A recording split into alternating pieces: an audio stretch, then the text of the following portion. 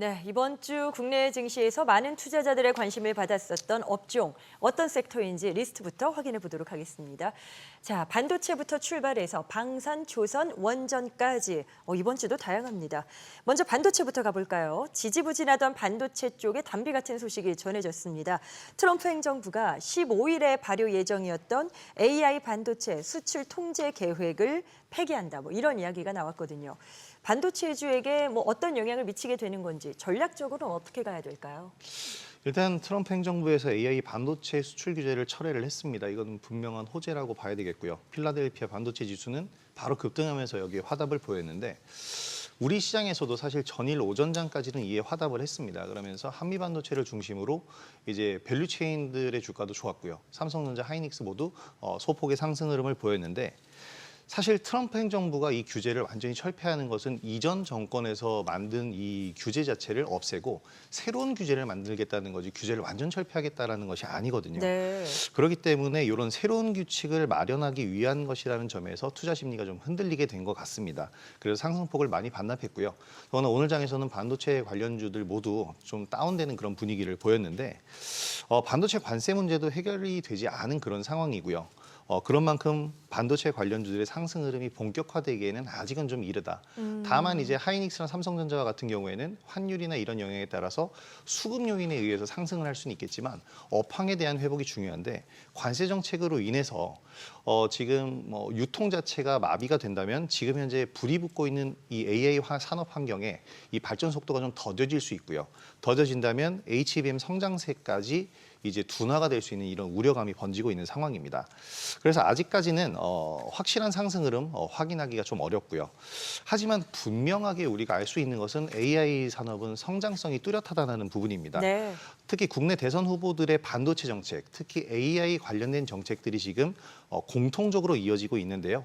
관련주들은 오르지 못하고 있는 지금이기 때문에 오히려 매수를 하려고 하는 분들이라면 지금이 오히려 적기가 아닐까라고 생각이 되고요. 특히 삼성전자나 하이닉스 또는 이들의 밸류체인 한미 반도체를 비롯해서 이런 큰 종목들 물론 좋지만 독자적이고 독보적인 기술을 확보한 이제 스몰캡 시장의 반도체 관련주들, 퀄리타스 반도체나 제주 반도체 이런 반도체들 CXL이나 유리기판을 특히 연구하고 차세대 반도체를 연구하는 종목들도 함께 눈여겨보시기 바랍니다. 네, 알겠습니다. 다음으로는 항공주가 등장을 하는데 저희가 앞서서 원화 강세 이슈에 따라서 항공주 이야기를 나눠봤으니까요. 거기에 맞춘 전략적인 부분만 좀 핵심적으로 여쭤볼게요. 자, 백진수 대표님, 네. 항공주 지금이 투자 타이밍으로 적절하다 판단하세요? 네, 일단 단기적으로는 좋다라고 보여지는데요. 왜냐하면 이제 원화가 강세면 해외 여행 수요가 늘겠죠. 그리고 유가가 하락하면 항공사도 이익률도 늘어나고요. 그리고 현재 주가가 바닥이겠다. 부담은 없어 보입니다. 근데 바이앤홀딩보다는 한 10%에서 20% 정도 수익 나면 좀 파는 방식으로 가는 게 지금 현재에서는 좋아 보이는데요.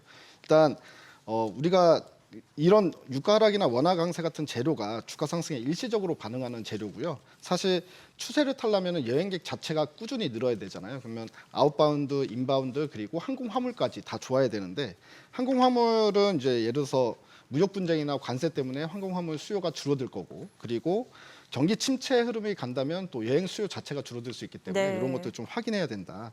근데 국내 같은 경우에는 또 중국 관광객들이 얼마나 들어오느냐가 또 관건이잖아요. 그래서 중국 관광객들이 많이 들어온지 확인하면서 추세로 가져갈지 아니면 단기로만 볼지는 결정하면 좋으실 것 같습니다. 네, 이번에는 방산 쪽, 저희가 이 시간마다 거의 등장을 하는 그런 이 코너의 어떤 주도주 성격이 아닌가 싶기도 한데요. 호재가 쏟아지면서 계속해서 시장에서 주목을 받고 있습니다. 캐나다 잠수함 입찰 이슈가 있었고요. 인도, 파키스탄의 지정학적 그런 또 노이즈까지 리스크까지 발생을 하면서 지금 호재성 재료는 나오는 상황입니다. 문제는요, 강동현 대표님, 과열 부담도 사실 없잖아 있고 투자자들 입장에선 어떤 스탠스를 취하는 게 지금 더 유리할까 많은 고민이 되실 것 같습니다. 어떤 답을 주시겠어요? 일단 과열 구간이라는 거는 부정할 수 없는 사실이지만요. 아직 기술적 방향성과 수급이 이 우상향을 계속 유지를 하고 있다라는 점이거든요. 그렇기 때문에 시장에서 좀 집중받는 이 과열 구간에서는 사람들 매수세가 모여 있기 때문에 상승 탄력이 굉장히 좋습니다. 반대로 작은 악재에도 민감하게 투매 현상이 발생하기도 하죠. 그렇기 때문에 접근을 할 때는 이 본인의 포지션을 좀 명확하게 정하고 접근하는 게 중요하다라고 생각을 합니다. 포지션을 잘 정하라고요? 네, 리스크 일단 제일 중요한 게 리스크 관리겠죠. 아무리 좋은 가격에 매수를 한다 하더라도 그게 만약에 꺾고 올라간다라고 하면은 그 꺾을 때에 대한 부담감 부분 때문에 손절이라든지 이렇게 이제 나갈 수도 있는 부분이거든요. 네. 그렇기 때문에 중장기로 매매를 할지 아니면 단기로 매매할지 이런 부분에 대해 가지고 좀 정하고 하는 게 중요하고 그리고 대장주들, 대장주라고 하면은 뭐 하나 에어로스페이스라든지 아니면 HD 현대중공업 하나오션의 방향성 부분에 있어가지고 좀 추세적인 부분을 항상 체크를 좀 할 필요가 있다라고 말씀드리고요. 그리고 이제 실적 시즌인데 아직까지 실적이 안 나온 기업들이 몇 군 있습니다. 그러면은 그런 실적 부분에 있어가지고 실적 시즌에는 실적 부분에 따라가지고 단기 방향성이 종목별로 좀 차별화가 일어날 수가 있거든요. 그때 업종 전체적으로 움직이는지 네. 아니면 특정 종목만 움직이는지 그거를 좀 눈여겨 보셨다가 이제 잘 대응하시면 될 것 같습니다. 알겠습니다. 자, 방산주뿐만 아니라 지금 조선 쪽도 랠리가 이어지고 있습니다. 그런데 이제 1분기 실적 발표를 기점으로 해서 주가가 조금씩 차별화가 될 것인가 그런 기미가 보이는 게 아닐까 이 부분을 많이들 궁금해하실 것 같아요. 백진수 대표님께 여쭤보겠습니다. HD 현대그룹, 조선 3사 그리고 하나오션 깜짝 실적이 나왔죠. 네. 그런데 또 삼성중공업은 기대보다는 낮았더라고요. 네. 그래서 사실 삼성중공업 주가가 이제 HD 그룹주나 이제 하나오션보다는 주가 상승률도 좀 처지는 듯한 이런 모습이 나타나고 있는데 조선주 안에서 이 우선순위를 따지게 되면 확실히 삼성중공업보단 제가 봤을 때는 HD 지금 현재로서는 HD 그룹주가 가장 좋아 보입니다. 네네. 일단 삼성중공업 같은 경우도 실적은 크게 좋아졌어요. 하지만 그때 이제 우리 방송할 때 그때 막 이제 HD 그룹주들하고 하나오션 실적이 나왔었는데 그들은 컨센서스보다 훨씬 좋은 완전 슈퍼 서프라이즈가 나왔었는데 삼성중공업은 그 증권사 예상치에 미치지 못했다 이런 부분이 있었고요. 그리고 일단 자금력 부분에 있어서도 HD 그룹주가 저는 가장 좋아 보이는데 이 HD 그룹주 같은 경우에는 현금 보유량도 상당히 많습니다. 근데 삼성중공업은 현금 보유량이 좀 부족한 게 작년에 이 파생상품 손실 쪽에서 7,500억 가량이 손실이 있었어요. 네. 그렇기 때문에 그런 부분들도 주가에 좀 영향을 미치지 않나라고 보여지고요. 지금 하나오션도 좋긴 한데 하나오션 같은 경우에는 주가 상승률이 그동안 가장 높았기 때문에 일단은 밸류 부담이 좀 있는 상황이고 그리고 현재 시점에서는 HD 그룹주가 가장 좋아 보이는데요. 근데 또 HD 그룹주 또 실적 슈퍼 서프라이즈 나온 다음에 또 신고가 행진하고 있죠. 현대미포, 한국조선해양, 현대중공업까지 다 신고가 행진을 하고 있기 때문에 지금 현재 HD 그룹주 중에서 가장 위치가 좋아 보이는 건 현대마린솔루션이다. 네네. HD 현대마린솔루션이 지금 현재는 그룹주 중에서도 가장 주가가 좋아 보인다라고 보여집니다. 알겠습니다. 조선주 기업별로 이렇게 분류해서 또 말씀 주셨고요. 이번에는 K-뷰티 쪽 화장품 기세가 상당합니다. 아무래도 K 브랜드들의 그 열풍이 높은 만큼 글로벌적인 시장 확장이 긍정적인 것 같은데요. 호실적을 발표했었던 APR 상한가도 기록하는 모습이 포착됐습니다. 자, 김동아 대표님. 예. 이 뷰티 관련주가 많아요. ODM, OEM, 미용기기 다양한데 어떤 쪽이 가장 매력적인 투자처라고 보세요? 제가 오늘 투자를 좀 정리를 해드리도록 하겠고요. 제가 이제 사실 4월 달에 가장 많이 밀어드렸던 게 이제 화장품 KBT라고 좀 말씀을 드리고 싶은 건데요. 오늘 한번 종합해서 한번 정리를 해드리도록 하겠습니다. 그러니까 시중에 나와 있는 걸 보시면 이제 화장품을 첫 번째로 꼽을 수가 있는데 이제 화장품은 기초 화장품부터 시작해서 색조 화장품까지 이제 다양하고요. 우리 시청자분들 아시다시피 보톡스라든가 필러라든가 리쥬란이라든가 이런 것들을 우리가 어떻게 보면 이제 기능성 화장품이라고 보시면 됩니다. 그래서 화장품이라는 게 있다 이렇게 한번 보시면 되겠고요. 두 번째는 이제 비만과 관련되어 있는 상품들을 또 보셔야 됩니다. 그래서 지금 화장품을 하는 회사들이 또 비만 케어를 같이 또 하고 있고요. 마지막으로 이제 세 번째 같은 경우는 이제 미용기기라 그래서 이 시중에 나와 있는 미용기기는 지난번에도 설명드렸듯이 이제 고주파와 초음파를 나누어 가지고 이걸 통해서 살을 빼기도 하고요. 또 이제 리프팅 효과를 내기도 하고요. 또 얼굴의 톤을 밝게 하기도 하고 이런 모든 것들을 하게 되어 있습니다. 그래서 이게 이제 시중에 나와 있는 종합적인 K-뷰티의 어떤 이제 상품성이다라고 보시면 좋겠고요.